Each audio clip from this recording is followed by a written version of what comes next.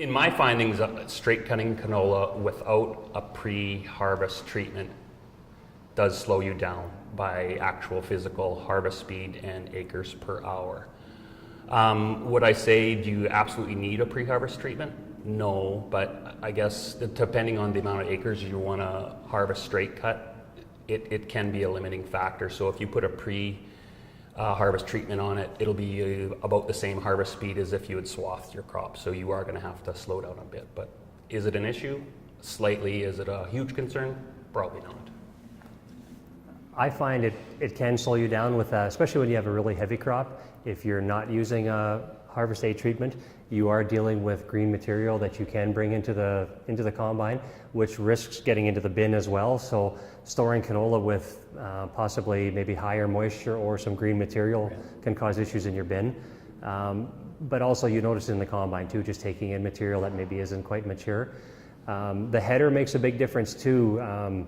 If you have a header that's capable of handling a heavy canola crop in a straight cut situation, either a draper header with a P auger seems to work very well.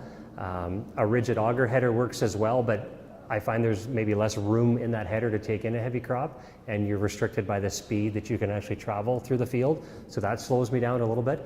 But if I was to look at my harvest time here and speed of harvest, I think I make better time on a swath than a straight cut, but then I'm not traveling through the field with a swather. So it's kind of a trade-off on time if you have that time to swath or not, or there's a lot of different ways to look at it. There's lots of advantages or disadvantages according to speed and time of harvest.